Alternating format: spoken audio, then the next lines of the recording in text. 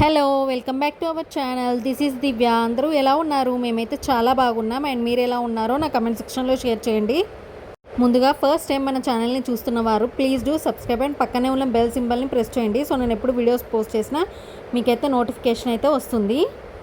ఈరోజు నా స్టైల్లో గుత్తి వంకాయ కర్రీ ఎలా చేయాలో చూపిస్తాను చూడండి. సో ఫస్ట్ అయితే ఒక ప్యాన్లో ఆయిల్ పోసుకొని ఆ తర్వాత మనం ఆనియన్ అండ్ టమాటో అయితే ఆయిల్లో కాసేపు ఫ్రై చేసుకొని అది మిక్సీ పట్టేసుకోవాలి. సో అది ఫ్రై చేసేసుకొని పక్కకు పెట్టుకున్న తర్వాత అదే ప్యాన్లో ఇంకొద్దిగా ఆయిల్ పోసేసుకొని వంకాయలు బ్రింజాల్స్ అయితే వేసేసుకొని అది కూడా కాసేపు ఫ్రై చేసుకున్నాను ఆయిల్లో. సో అది కూడా తీసి పక్కన పెట్టుకున్న తర్వాత కాజు కూడా వేసేసి కాసేపు ఫ్రై చేసుకున్నాను. తర్వాత మనం ఫ్రై చేసుకున్న ఆనియన్ అండ్ టొమాటో ఉంది కదా, అది మిక్సర్ జార్లో వేసుకొని అందులో కొద్దిగా పల్లీలు అండ్ ఫ్రై చేసుకున్న కాజు అండ్ తగినంత మనకు కారం సరిపడ కారం, ఉప్పు సరిపడ ఉప్పు వేసేసుకొని కొద్దిగా ధనియాల పొడి కూడా వేసేసుకొని ఇవన్నీ మిక్సీ పట్టేసుకోవాలి.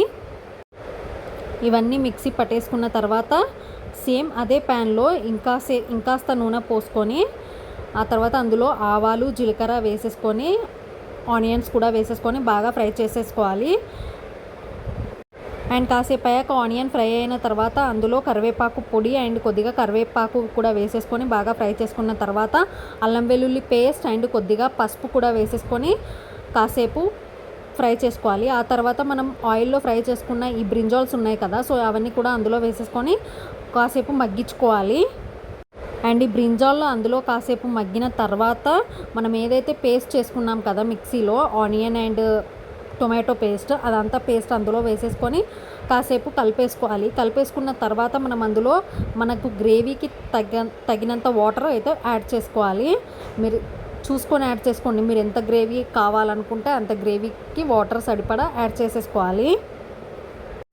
సో ఇలా వాటర్ యాడ్ చేసుకున్న తర్వాత కాసేపు మగ్గించుకున్న తర్వాత అందులో కొద్దిగా కొత్తిమీర యాడ్ చేసుకొని ఆ తర్వాత మనం సబ్జీ మసాలా కూడా యాడ్ చేసుకోవాలి. అందులో సబ్జీ మసాలా కూడా యాడ్ చేసుకున్న తర్వాత ఎక్స్ట్రా ఫ్లేవర్ అయితే యాడ్ అవుతుంది మనకు కర్రీకి సబ్జీ మసాలా యాడ్ చేయడం వల్ల.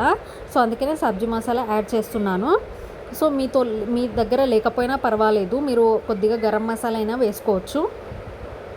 సో ఇలా కాసేపు కలిపిన తర్వాత కాసేపు మగ్గించుకున్న తర్వాత ఎంతో టేస్టీ అయిన మన వంకాయ కర్రీ అయితే రెడీ, గుత్తి వంకాయ కర్రీ అయితే రెడీ అయిపోతుంది. Hope you like the video. ఈ వీడియో కనుక మీకు నచ్చితే ప్లీజ్ లైక్ చేయండి, షేర్ చేయండి, మన ఛానల్ని సబ్స్క్రైబ్ చేసుకోవడం మాత్రం మర్చిపోకండి. Thank you, bye.